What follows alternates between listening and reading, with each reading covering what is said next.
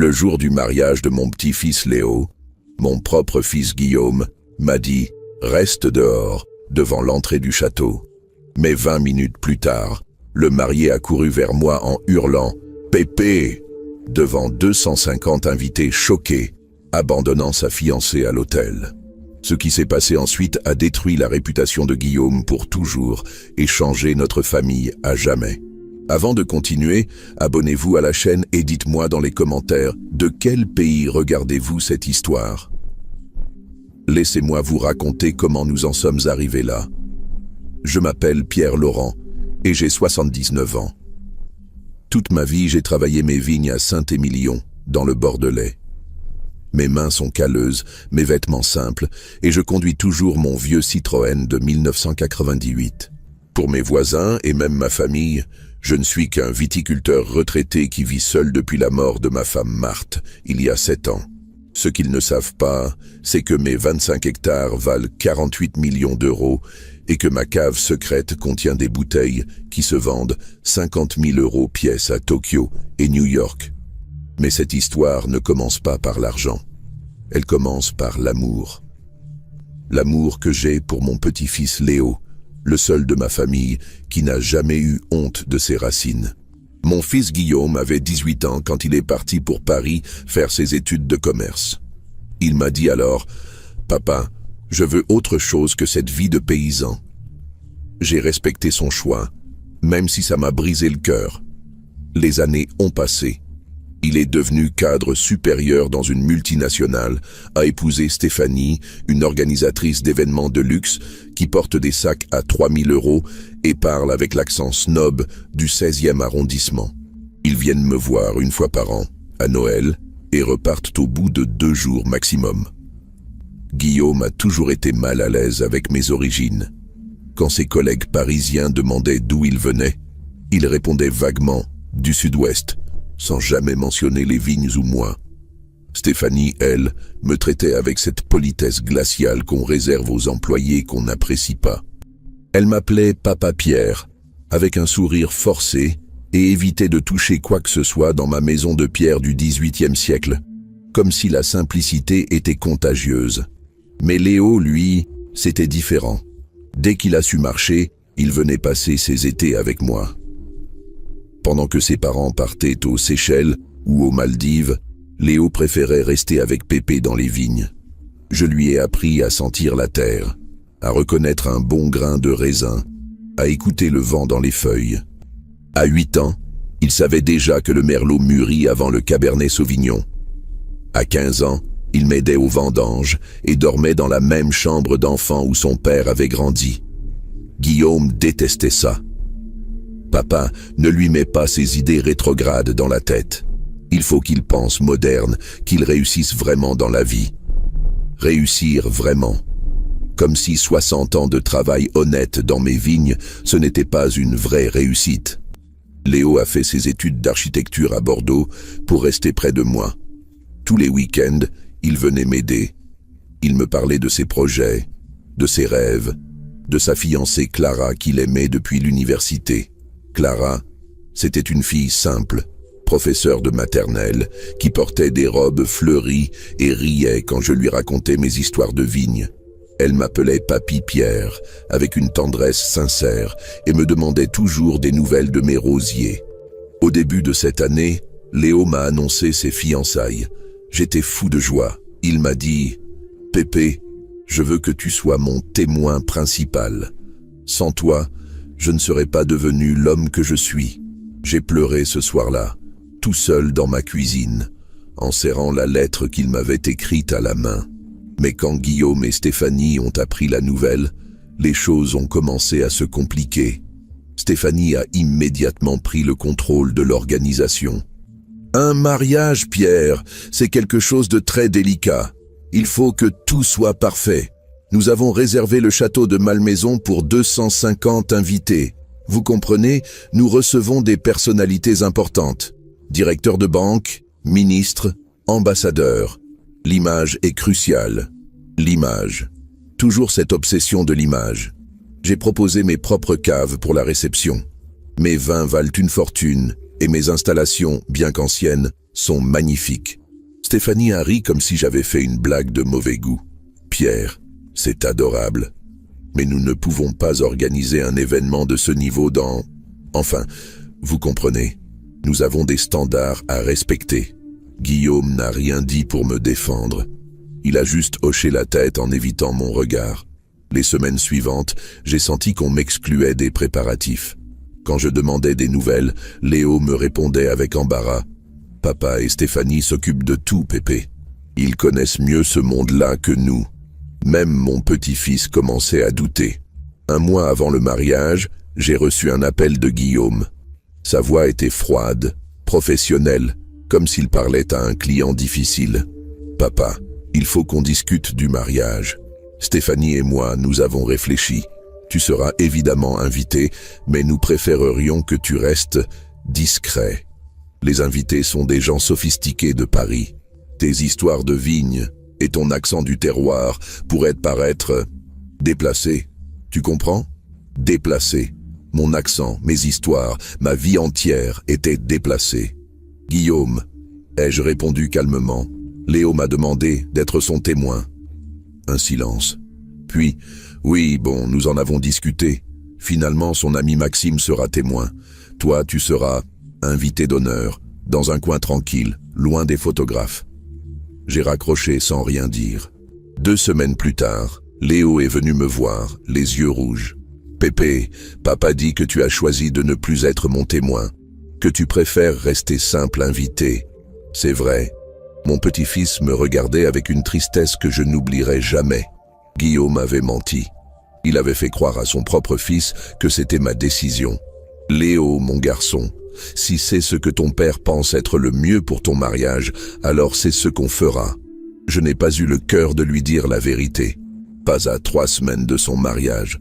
Le jour J est arrivé, le 15 juin 2024. J'avais acheté un costume neuf chez un bon tailleur de Bordeaux. Pas un smoking de luxe, mais un beau costume sombre, propre et digne. J'avais mis ma plus belle cravate, celle que Marthe m'avait offerte pour nos 40 ans de mariage. Je suis arrivé au château de Malmaison vers 14 heures. C'était effectivement un endroit magnifique. Façade du XVIIIe siècle, jardin à la française, personnel en livrée, tout ce que Stéphanie adorait. En approchant de l'entrée, j'ai vu des couples élégants descendre de Mercedes et de BMW dernier modèle. Les femmes portaient des robes de créateurs, les hommes des montres qui coûtaient plus cher que ma voiture. Je me suis senti un peu intimidé, je l'avoue. Mais j'étais là pour mon petit-fils, pas pour impressionner qui que ce soit. À l'entrée, un homme en smoking noir vérifiait une liste d'invités. Derrière lui, j'ai aperçu Guillaume et Stéphanie qui accueillaient les VIP. Stéphanie portait une robe rose poudrée qui devait coûter plus que mon budget mensuel. Guillaume était impeccable dans son smoking sur mesure, cheveux gominés, sourire commercial parfait. En me voyant approcher, Guillaume a murmuré quelque chose à l'oreille de Stéphanie. Elle a jeté un coup d'œil dans ma direction et son visage s'est crispé. Guillaume s'est dirigé vers moi d'un pas rapide. « Papa !» m'a-t-il dit à voix basse en me prenant le bras pour m'écarter de la file des invités. Je pensais qu'on s'était mis d'accord. Tu ne peux pas entrer habillé comme ça. J'ai regardé mon costume, perplexe. Qu'est-ce qu'il a, mon costume? Il est neuf, il est propre. Ce n'est pas la question. Papa, regarde autour de toi. Tu vois le niveau? Il y a le ministre de l'économie, 3 ambassadeurs et le PDG de L'Oréal. Nous avons une image à préserver. Guillaume, c'est le mariage de ton fils. Je suis ton père et le grand-père du marié. Il a soupiré comme si je ne comprenais rien à rien. Papa, s'il te plaît, il y a un jardin magnifique sur le côté. Tu peux assister à la cérémonie de loin, profiter du soleil. Ce sera plus tranquille pour toi, plus adapté. Adapté. Encore ce mot.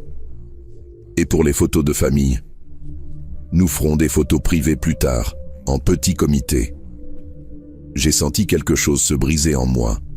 Mon propre fils était en train de me bannir du mariage de mon petit-fils par honte, par pure honte de ses origines. « Guillaume, ai-je dit d'une voix très calme, je vais te poser une question simple. Est-ce que tu veux que je sois là, oui ou non ?» Il a hésité une seconde de trop, puis il s'est penché vers mon oreille et a murmuré, avec une froideur que je ne lui connaissais pas, « Reste dehors, papa. Tu n'as rien à faire parmi nous aujourd'hui. » Ces mots-là, je ne les oublierai jamais. Mon fils de 52 ans, que j'ai élevé, nourri, éduqué, pour qui j'ai travaillé 70 heures par semaine pendant des années, venait de me dire que je n'avais rien à faire au mariage de mon propre petit-fils. J'ai hoché la tête lentement. « Très bien, Guillaume, très bien. » Je me suis dirigé vers le jardin latéral qu'il m'avait indiqué. C'était effectivement un bel endroit. Pelouse impeccable, rosiers en fleurs, petit pavillon de musique en pierre. On entendait l'orchestre qui s'accordait et le brouhaha joyeux des invités qui s'installaient. Je me suis assis sur un banc de pierre face au château. De là, je pouvais voir une partie de la terrasse où devait avoir lieu la cérémonie.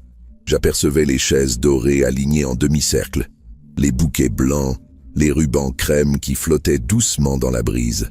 À 15h30, la musique a commencé. J'entendais les violons jouer la marche nuptiale. Mon petit-fils Léo se mariait, et moi, son grand-père, j'étais assis seul dans un jardin, banni comme un paria. C'est à ce moment-là que j'ai pris une décision qui allait changer le cours de cette journée et de nos vies pour toujours. J'ai sorti mon téléphone et j'ai composé un numéro que je connaissais par cœur. « Maître Delorme, c'est Pierre Laurent. Je sais que vous êtes invité au mariage cet après-midi. Oui, celui de Léo. Il faut qu'on se parle. Urgence absolue. Apportez le dossier que je vous ai confié en 2018, celui du testament. Oui, celui-là même. Il est temps. » François Delorme était mon notaire depuis 45 ans. Un homme intègre qui avait géré toutes mes affaires en silence, y compris celles que ma famille ignorait. Il savait que ce jour viendrait tôt ou tard. En attendant qu'il me rejoigne, j'ai observé les invités à travers les fenêtres du château. Effectivement, c'était du beau monde. Costumes sur mesure, bijoux étincelants, conversation feutrée, le gratin parisien au grand complet. Guillaume et Stéphanie évoluaient parmi eux comme des poissons dans l'eau, serrant des mains, posant pour des photos, jouant parfaitement leur rôle de parents parfaits. Mais où était Léo ? La cérémonie avait commencé depuis 10 minutes et je n'arrivais pas à le voir depuis mon banc. C'est alors que j'ai entendu un brouhaha inhabituel venant de la terrasse. Des voix surprises, des chuchotements, puis un silence étrange, puis des pas rapides sur le gravier. J'ai levé les yeux et j'ai vu une silhouette en costume de mariée qui courait vers moi à travers la pelouse. Léo, mon petit-fils. Il avait laissé Clara à l'hôtel et sprintait vers le jardin, comme s'il cherchait quelque chose de vital. Quand il m'a aperçu sur mon banc, il a crié d'une voix forte, audible depuis la terrasse. « Pépé, Pépé, tu es là !» Il s'est jeté dans mes bras comme quand il était petit. J'ai senti ses larmes sur ma joue. « Pourquoi tu n'es pas avec nous? Pourquoi tu es tout seul ici? Papa m'a dit que tu préférais rester tranquille, mais moi, je veux que tu sois près de moi. » Derrière lui, j'ai vu Guillaume qui arrivait en courant, le visage livide. Tous les invités s'étaient levés et regardaient dans notre direction. Certains sortaient leur téléphone pour filmer cette scène inattendue. « Léo, voyons, retourne auprès de Clara », disait Guillaume d'une voix tendue. « Grand-père est très bien ici, il profite du jardin. » Mais Léo s'est retourné vers son père avec une détermination que je ne lui connaissais pas. « Papa, j'ai 26 ans, je ne suis plus un enfant. Pourquoi Pépé n'est-il pas assis au premier rang avec la famille? Pourquoi est-il caché ici comme si tu avais honte de lui ?» Le silence était total. 250 invités attendaient la réponse de Guillaume. Stéphanie nous avait rejoints, rouge de colère et d'embarras. « Guillaume, » murmurait-elle entre ses dents, « règle ça immédiatement. Tout le monde nous regarde. » C'est à ce moment précis que Maître Delorme est arrivé. Je l'ai vu traverser la pelouse avec sa serviette de cuir sous le bras, cet air grave qu'il prenait pour les affaires importantes. Il s'est approché de nous et m'a regardé droit dans les yeux.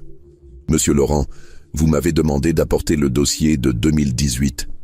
Le voici. » Il a posé sa serviette sur le banc et en a sorti une chemise rouge marquée « Testament, strictement confidentiel ». Guillaume et Stéphanie ont pâli d'un coup. C'est alors que j'ai souri pour la première fois de la journée. Un sourire calme, serein, mais implacable. Léo, mon petit-fils, assieds-toi près de moi. Il y a des choses que tu dois savoir, des choses que tes parents ignorent depuis très longtemps. J'ai regardé Guillaume droit dans les yeux. Tu voulais que je reste dehors parce que je n'avais rien à faire parmi vous? Très bien. Maintenant, nous allons voir qui exactement n'a rien à faire ici. Et là, devant 250 invités médusés, j'ai commencé à raconter la véritable histoire de Pierre Laurent. Celle que personne ne connaissait. Celle qui allait faire trembler Guillaume et Stéphanie jusqu'aux os. Mais ça, c'est pour la suite de l'histoire. Parce que vous ne savez pas encore qui est vraiment le vieil homme qu'ils viennent d'humilier devant tout Paris. Et croyez-moi, ils ne sont pas prêts pour ce qui les attend. Maître Delorme a ouvert la chemise rouge et en a sorti plusieurs documents officiels. Guillaume et Stéphanie se sont rapprochés, inquiets, tandis que Léo me regardait avec des yeux pleins de questions. « Mes chers enfants, ai-je commencé d'une voix posée, permettez-moi de vous présenter quelqu'un que vous ne connaissez pas vraiment. Pierre Laurent, propriétaire du domaine Laurent Bellevue, 25 hectares de vignes classées Grand Cru à Saint-Émilion, évaluation officielle, 48 millions d'euros. Le silence était si total qu'on entendait le vent dans les feuilles des platanes. Guillaume a bégayé. « Papa, de quoi tu parles? Tes vignes valent peut-être 2 millions tout au plus. » J'ai souri tristement. « Guillaume, pendant que tu t'es construit une vie parisienne en ayant honte de tes origines, moi j'ai continué à travailler. Mes vins se vendent aujourd'hui dans les plus grandes caves de Tokyo, New York, Londres. Une bouteille de mon château Laurent Bellevue 1989 s'est vendue 47 000 € aux enchères chez Christie's l'année dernière. » Stéphanie s'est mise à rire nerveusement. « Pierre, enfin, vous divaguez. Vous vivez dans cette petite maison de campagne, vous conduisez cette vieille voiture. Parce que je n'ai jamais eu besoin d'étaler ma richesse pour me sentir important, Stéphanie.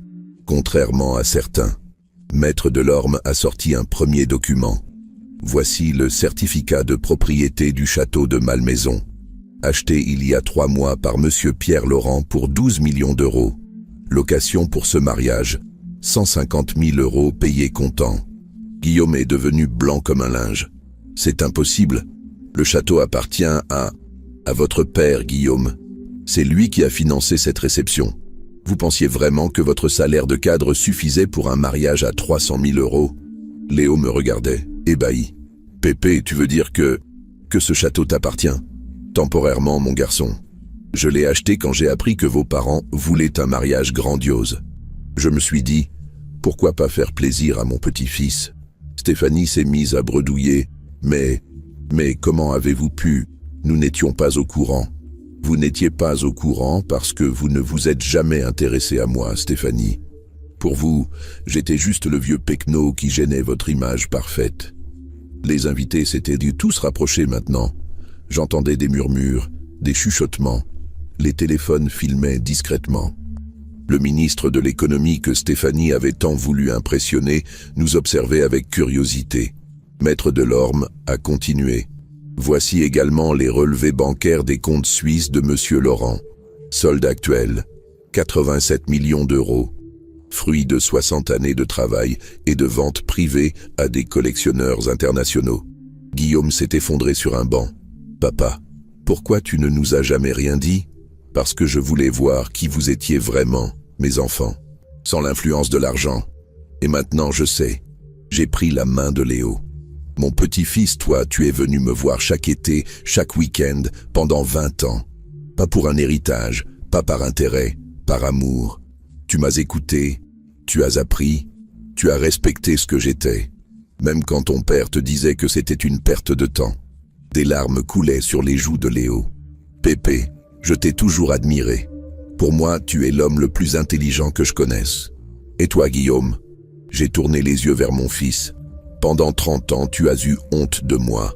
Tu as préféré inventer une origine bourgeoise plutôt que d'assumer que ton père travaillait la terre avec ses mains. » Guillaume tentait de se défendre. « Papa, ce n'est pas ce que tu crois. C'est juste que le milieu professionnel parisien, c'est compliqué. » « Stop, Guillaume. Arrête tes mensonges. J'ai sorti mon téléphone et j'ai lancé un enregistrement. Ma voix et celle de Guillaume résonnaient clairement. « Papa, il faut qu'on discute du mariage. Nous préférerions que tu restes discret. Tes histoires de vignes et ton accent du terroir pourraient me paraître déplacés. » Guillaume a pâli en reconnaissant ses propres mots. « Tu vois, mon fils, j'enregistre toutes nos conversations téléphoniques depuis 5 ans. Par précaution, un vieil homme qui se protège. J'ai fait défiler les enregistrements. Voici celui où tu dis à ta femme que tu aimerais que je déménage en maison de retraite pour ne plus avoir à s'en occuper. Celui où tu expliques à Léo que grand-père devient gâteux et qu'il ne faut plus l'écouter. Celui où... Arrête, papa, arrête. Guillaume avait la voix brisée, mais j'étais loin d'avoir fini. Maître Delorme, montrez-leur le testament de 2018, s'il vous plaît. Le notaire a sorti un document officiel, tamponné et signé. Testament holographe de Monsieur Pierre Laurent, rédigé le 15 décembre 2018, soit 6 mois après la mort de son épouse. Voici les clauses principales. Il a lu à voix haute, devant tout le monde. Je sous-signais Pierre Laurent, saint de corps et d'esprit, lègue la totalité de mes biens à celui de mes descendants qui aura démontré respect, amour sincère et fierté de ses origines familiales.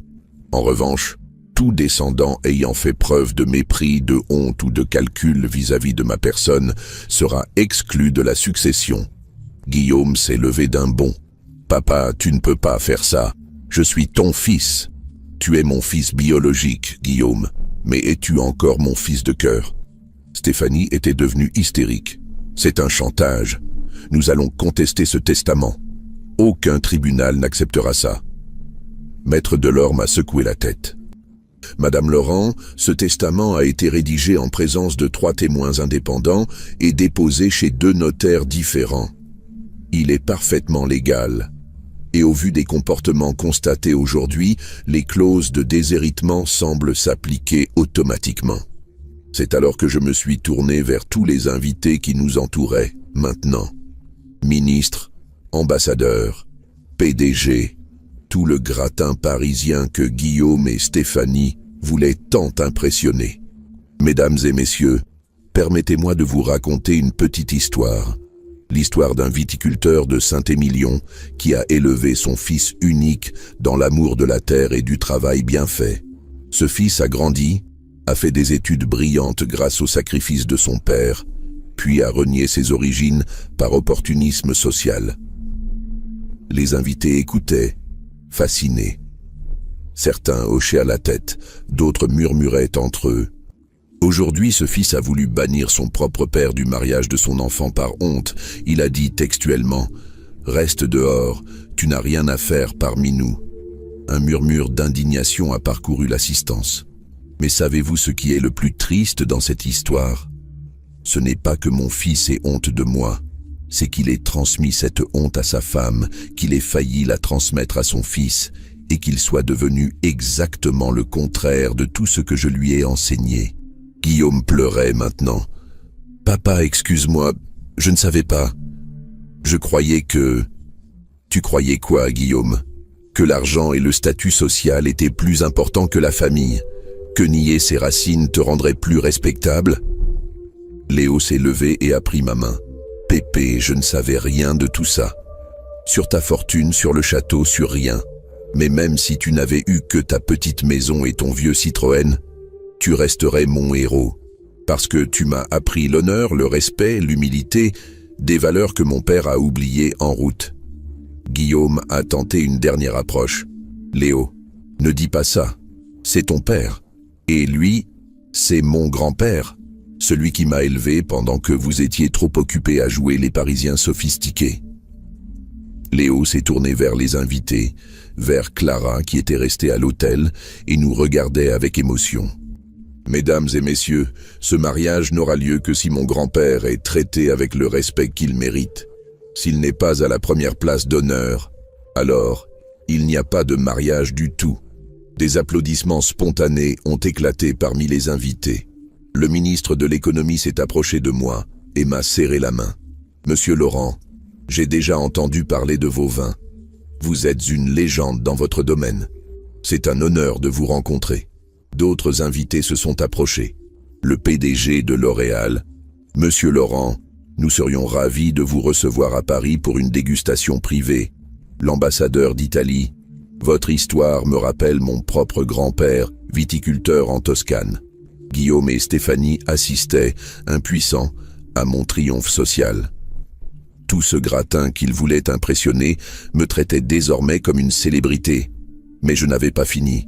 « Il y a autre chose que vous devez savoir », ai-je annoncé. « Maître Delorme, le deuxième dossier, s'il vous plaît. » Le notaire a sorti une nouvelle chemise. Voici les documents concernant la fondation Laurent Bellevue, créée secrètement en 2020. Dotation initiale, 30 millions d'euros. Guillaume a relevé la tête, stupéfait. « Une fondation pourquoi ?» a demandé Léo. « Pour offrir des bourses d'études aux jeunes de familles modestes qui veulent apprendre les métiers du vin et de la terre. Parce que contrairement à certains, moi je n'ai pas honte de mes origines, je veux les transmettre. » J'ai regardé Guillaume droit dans les yeux. Cette fondation porte le nom de notre famille, Laurent Bellevue. J'espérais qu'un jour, mon fils en prendrait la direction et serait fier de perpétuer notre héritage. Mais visiblement, il préfère faire carrière dans la finance internationale. Stéphanie tentait une dernière manœuvre. « Pierre, nous pouvons changer. Nous avons fait des erreurs, certes, mais... » « Stéphanie, l'ai-je interrompu. Pendant 7 ans, depuis la mort de ma femme, vous m'avez traité comme un fardeau. Combien de fois êtes-vous venu me rendre visite sans y être obligé? Combien de fois avez-vous appelé pour prendre de mes nouvelles ?» Elle ne pouvait pas répondre. La vérité, c'est qu'il n'était venu que pour Noël, par obligation sociale. Et savez-vous ce qui m'a le plus blessé? C'est quand Guillaume a raconté à ses collègues que son père était décédé il y a quelques années. J'ai appris ça par un ami commun. Mon fils m'avait tué socialement pour éviter de m'assumer. Guillaume s'est écroulé complètement. « Papa, comment tu as pu savoir ça? Parce que malgré votre mépris, j'ai gardé des contacts partout. Dans le milieu du vin, on se connaît tous. On sait qui est qui fait quoi. Et quand le fils de Pierre Laurent prétend que son père est mort, ça se sait vite. » Léo était révolté. « Papa, tu as dit que Pépé était mort, mais pourquoi ?» Guillaume bredouillait. C'était plus simple, pour éviter les questions. Plus simple de tuer ton père que d'assumer qu'il travaille la terre. À ce moment-là, Clara s'est approchée de nous. Elle avait quitté l'hôtel et traversé toute la pelouse dans sa robe de mariée. « Papy Pierre », m'a-t-elle dit en m'embrassant, « je ne savais rien de tout ça. Mais même si je ne l'avais jamais su, vous resterez toujours l'homme que j'admire le plus dans cette famille. » Elle s'est tournée vers Guillaume et Stéphanie. « Vous devriez avoir honte. Papy Pierre est quelqu'un d'exceptionnel. Il m'a accueilli dans sa famille avec une générosité et une tendresse que vous ne méritez pas. » Puis elle a pris la main de Léo. « Mon amour, je veux me marier avec toi. Mais seulement si c'est ton grand-père qui nous unit et nous donne sa bénédiction. » Léo a souri à travers ses larmes. « Pépé, veux-tu célébrer notre union? Pas religieusement, bien sûr, mais symboliquement. Comme le patriarche de la famille. » J'étais ému aux larmes. Mon petit-fils, ce serait le plus bel honneur de ma vie. C'est alors que Maître Delorme a sorti le dernier document. « Monsieur Pierre, voici le codicille que vous avez ajouté la semaine dernière. » J'ai pris le document et je l'ai lu à voix haute. Au vu des événements récents, je confirme que mon petit-fils Léo Laurent et sa future épouse Clara héritent immédiatement de l'ensemble de mes biens, avec pour seule condition qu'ils préservent et transmettent nos traditions familiales. Guillaume Laurent et Stéphanie Laurent sont définitivement exclus de ma succession pour mépris caractérisé et honte de leurs origines. Guillaume s'est effondré sur l'herbe. « Papa, s'il te plaît, on peut réparer, on peut changer. Guillaume, on ne répare pas 30 ans de mépris avec des excuses de dernière minute. » Je me suis approché de lui et je lui ai tendu la main pour l'aider à se relever. « Mon fils, je ne te chasse pas de ma vie. Tu restes mon enfant, mais tu ne peux pas hériter d'un patrimoine que tu renies. Ce serait un mensonge de plus. » Il pleurait comme un enfant. « Qu'est-ce que je vais dire à mes collègues? À mes amis parisiens, tu vas leur dire la vérité, Guillaume, que ton père est un viticulteur de Saint-Émilion qui a réussi par son travail. Et si tu as honte de ça, alors nous n'avons plus rien à nous dire. Stéphanie tentait une dernière carte. Et nos dettes, notre mode de vie, nous avons des engagements financiers énormes. Vous les honorerez en travaillant, Stéphanie. Comme tout le monde, je me suis retourné vers les invités qui assistaient à cette scène extraordinaire. Mesdames et messieurs, excusez-nous pour ce spectacle, mais parfois, il faut que la vérité éclate au grand jour. Le ministre de l'économie a pris la parole. Monsieur Laurent, votre histoire nous rappelle que la vraie noblesse ne vient pas du mépris des autres, mais du respect de ses racines et de son travail.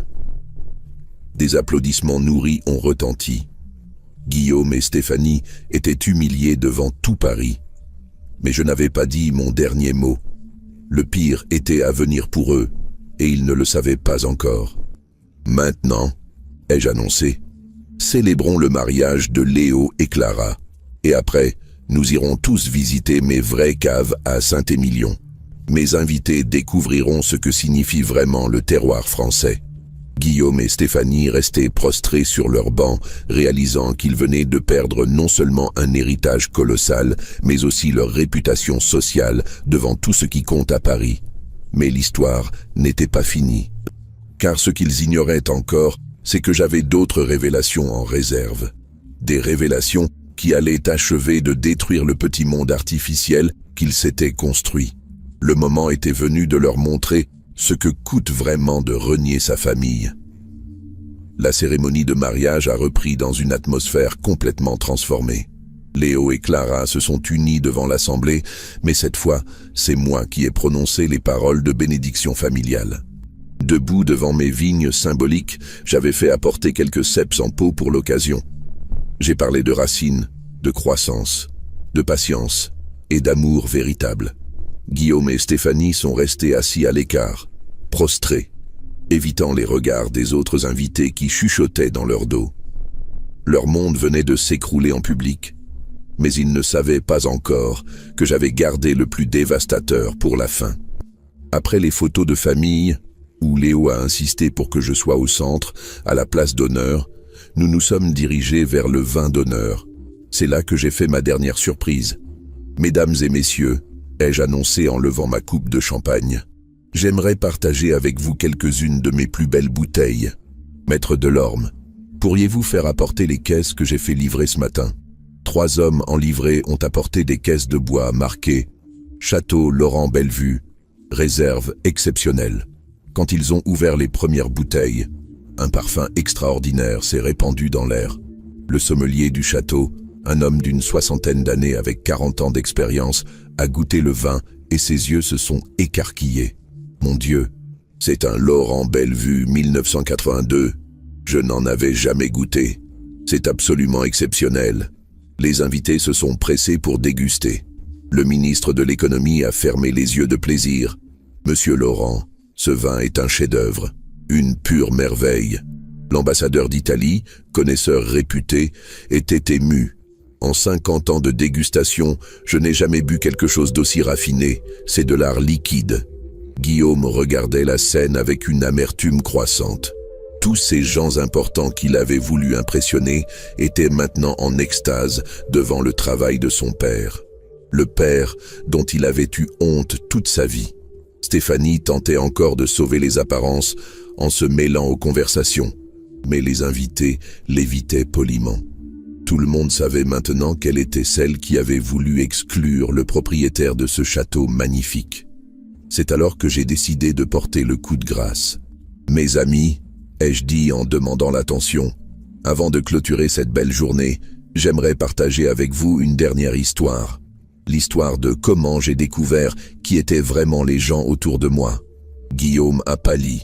Il pressentait que quelque chose de terrible allait arriver. Il y a 3 mois, quand Léo m'a annoncé son mariage, j'ai décidé de faire un cadeau exceptionnel aux jeunes mariés.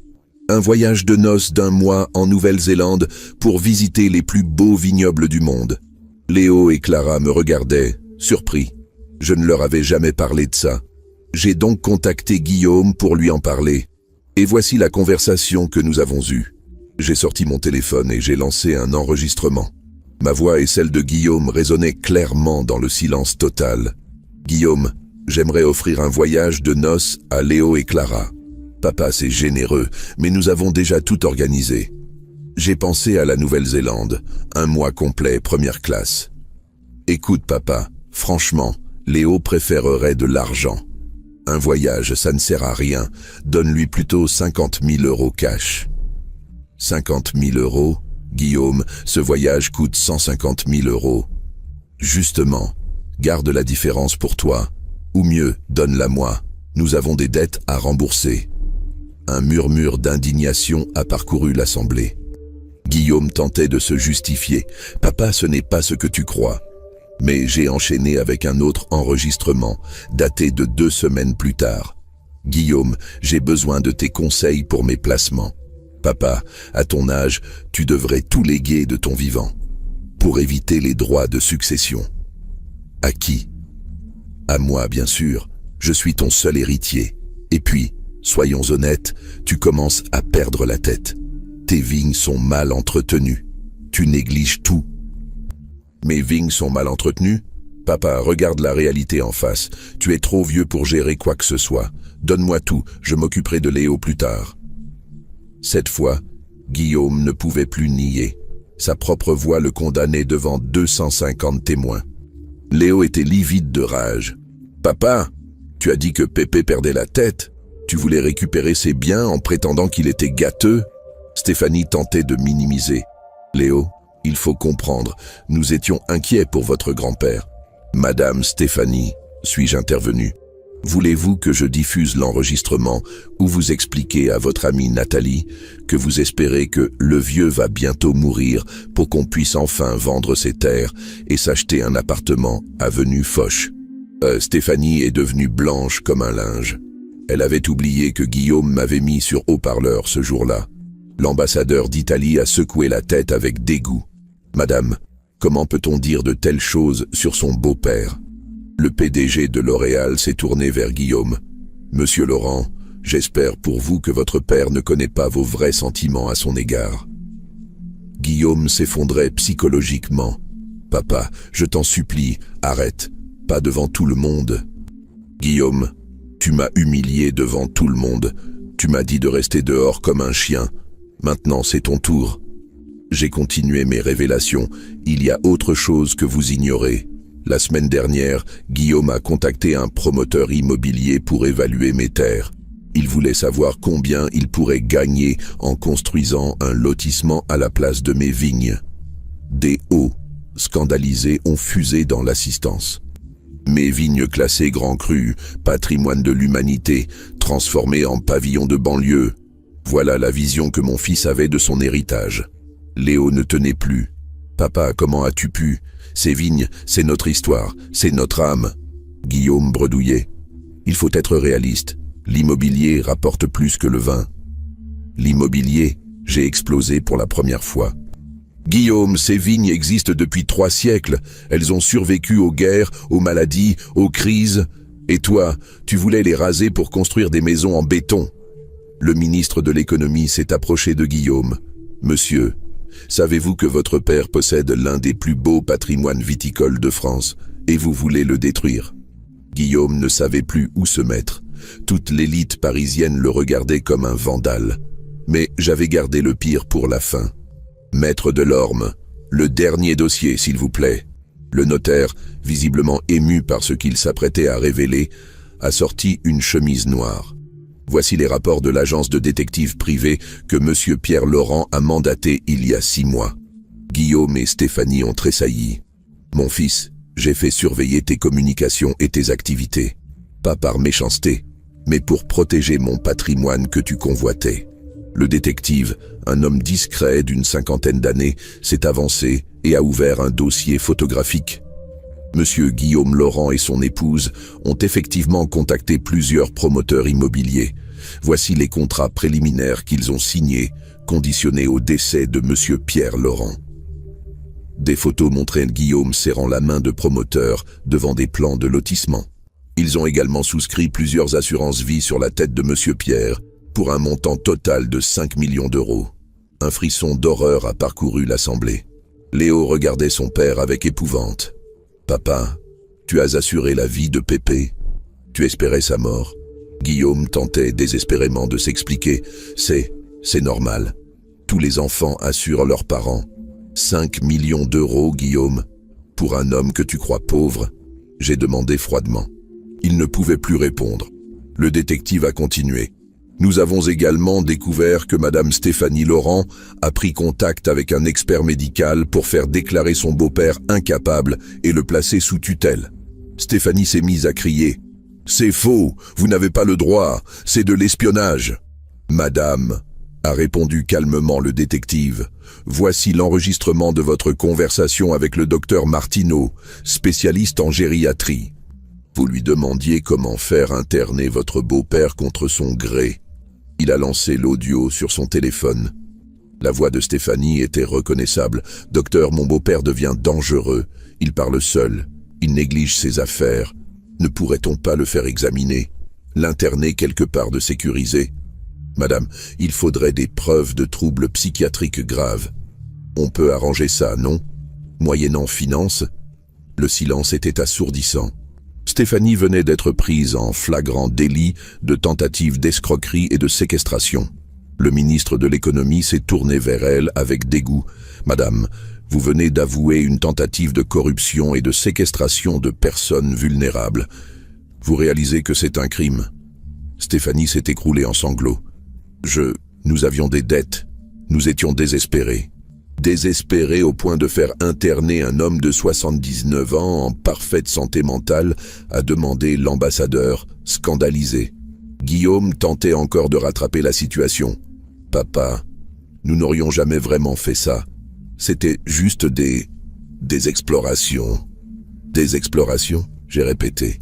« Guillaume, veux-tu que je montre les photos de la maison de retraite que vous avez visitée? Celle où vous avez demandé une chambre sécurisée pour un patient agité ?» Cette fois, Guillaume s'est effondré complètement. Il pleurait comme un enfant. « Papa, pardonne-moi. Pardonne-nous. Nous ne savions plus quoi faire. Nos dettes, le stress. »« Guillaume, » ai-je dit avec une tristesse infinie, « tu as voulu me voler ma liberté, ma dignité et ma vie pour de l'argent. Pour un mode de vie que tu n'avais pas les moyens d'assumer. » Je me suis tourné vers tous les invités qui assistaient, médusés, à cette révélation. « Mesdames et messieurs, voilà ce qui arrive quand on élève un enfant dans l'amour et qu'il vous rend le mépris. Voilà ce qui arrive quand on a honte de ses racines au point de vouloir détruire celui qui vous les a données. » Le PDG de L'Oréal a secoué la tête. « Monsieur Pierre, je suis père de famille. Ce que je viens d'entendre me glace le sang. Comment peut-on trahir ainsi son propre père ?» L'ambassadeur d'Italie a ajouté « En Italie, nous disons que celui qui renie sa famille renie son âme. Votre fils vient de nous en donner la démonstration. » Léo était en pleurs. « Pépé, je suis tellement désolé. Je ne savais rien. Comment ai-je pu être aveugle à ce point? Mon petit-fils, tu n'as rien à te reprocher. Tu as toujours eu le cœur pur. C'est pour ça que tout t'appartient maintenant. » Je me suis approché de Guillaume et Stéphanie, qui restaient prostrés sur leur chaise. « Guillaume, il y a 60 ans, quand tu es né, j'ai planté une vigne en ton honneur. Chaque année, j'espérais que tu reviendrais la voir grandir avec moi. Cette vigne existe toujours. Elle donne les plus beaux raisins de tout le domaine. » Guillaume a relevé la tête, une lueur d'espoir dans les yeux. « Mais aujourd'hui, je vais l'arracher, parce qu'elle ne représente plus rien. Mon fils que j'aimais n'existe plus. » Guillaume s'est mis à hurler. « Papa, non, s'il te plaît, je peux changer, nous pouvons réparer. » On ne répare pas 30 ans de mépris, Guillaume. On ne répare pas une tentative d'internement abusif. On ne répare pas la cupidité. Maître Delorme s'est avancé avec un dernier document. Monsieur Pierre souhaite également vous informer qu'il a porté plainte ce matin pour tentative d'escroquerie, corruption et projet de séquestration de personnes vulnérables. Guillaume et Stéphanie ont blêmi. Une plainte pénale? Oui, Vous devrez répondre de vos actes devant la justice française, et croyez-moi, avec tous ces enregistrements et ces preuves, vous risquez de la prison ferme. » Le ministre de l'économie a hoché la tête. « Monsieur Pierre, vous avez absolument raison. Ces agissements sont intolérables dans une société civilisée. » Stéphanie tentait une dernière supplication. « Pierre, nous avons des enfants. Enfin, Léo, nous sommes une famille. » « Stéphanie, Léo est majeur et marié maintenant. Il n'a plus besoin de parents toxiques. Et une famille, ça ne se comporte pas comme vous l'avez fait. » Clara s'est approchée et m'a pris le bras. « Papy, Pierre, Léo et moi, nous voulons que vous veniez vivre avec nous. Plus jamais vous ne serez seul. Ma petite Clara, c'est le plus beau cadeau que vous puissiez me faire. J'ai regardé une dernière fois Guillaume et Stéphanie. Vous allez quitter ce château maintenant. Vous n'êtes plus les bienvenus dans ma famille. Maître Delorme va vous remettre les papiers de déshéritement définitif. » Guillaume s'est levé en titubant. « Papa, mes enfants, tes petits-enfants futurs. Guillaume, si un jour tu as d'autres enfants, j'espère que tu leur apprendras le respect et l'humilité. Mais ce ne sera plus mon problème. » Stéphanie avait un dernier sursaut de rage. « Vous ne vous en sortirez pas comme ça. Nous connaissons des avocats, des juges. Nous ferons casser ce testament. » Le ministre de l'économie s'est interposé. « Madame, après ce que nous venons d'entendre, je doute qu'aucun avocat respectable accepte de vous défendre. Votre réputation est détruite. » C'était vrai. Les téléphones avaient filmé, enregistré. D'ici le soir, toute la France connaîtrait l'histoire de Guillaume et Stéphanie Laurent, le couple qui avait voulu faire interner le grand-père millionnaire pour récupérer son héritage. Ils sont partis en silence, escortés par la sécurité du château. Guillaume s'est retourné une dernière fois. « Papa, je t'aime. Guillaume, si tu m'avais vraiment aimé, nous n'en serions pas là. » Après leur départ, l'atmosphère s'est détendue. Les invités ont continué à déguster mes vins en parlant avec émotion de cette histoire incroyable. Le ministre de l'économie m'a pris à part. « Monsieur Pierre, votre histoire va marquer les esprits. Accepteriez-vous de témoigner dans des écoles pour sensibiliser les jeunes au respect des anciens ? » « Avec plaisir, monsieur le ministre. Il faut que les nouvelles générations comprennent que la sagesse et l'expérience méritent le respect. » L'ambassadeur d'Italie a ajouté « Monsieur Laurent, je souhaiterais organiser un échange culturel entre nos vignobles italiens et le vôtre. Votre histoire d'amour familial authentique mérite d'être célébrée. » En fin d'après-midi, nous avons tous pris la route pour Saint-Émilion. Une caravane de 30 voitures de luxe suivait mon vieux Citroën sur les routes de campagne. Léo et Clara étaient avec moi, Clara en robe de mariée sur les sièges de cuir usé de ma voiture de collection. « Pépé, » m'a dit Léo, « je suis tellement fier d'être ton petit-fils, tu m'as appris ce que signifie vraiment la dignité. » En arrivant sur mes terres, j'ai eu les larmes aux yeux. Mes vignes s'étendaient à perte de vue sous le soleil couchant de juin. Les rangs parfaitement alignés, les grappes qui commençaient à se former, cette terre que mes ancêtres avaient travaillée pendant des siècles. Tous mes invités parisiens étaient émerveillés. « Monsieur Pierre !» s'est exclamé le PDG de L'Oréal. « C'est un paradis. Comment votre fils a-t-il pu vouloir détruire ça ? Monsieur, quand on perd le contact avec ses racines, on perd le contact avec la beauté du monde. Nous avons visité mes caves secrètes, taillées dans la roche au XVIIe siècle. Mes plus belles bouteilles y reposaient dans un silence millénaire. Le sommelier du château était en extase. « Monsieur Laurent, vous possédez un trésor inestimable. Ces bouteilles sont des œuvres d'art. » La soirée s'est terminée dans ma cour de ferme, autour de longues tables dressées sous les étoiles. Nous avons dégusté mes plus grands crus en parlant de terroir, de tradition, d'amour de la terre. Léo a porté un toast à mon grand-père Pierre Laurent, qui m'a appris que la vraie richesse ne se mesure pas en euros, mais en respect, en amour et en fierté de ses origines. Tous les invités ont applaudi. Le ministre, les ambassadeurs, les PDG, tous ces gens importants levaient leurs verres en l'honneur d'un vieux viticulteur de 79 ans. 3 mois plus tard, Guillaume et Stéphanie ont été condamnés à 2 ans de prison avec sursis et à une amende de 500 000 € pour tentative d'escroquerie et corruption. Ils ont également été interdits de contact avec moi pendant 10 ans. Guillaume a perdu son emploi quand son patron a découvert l'histoire.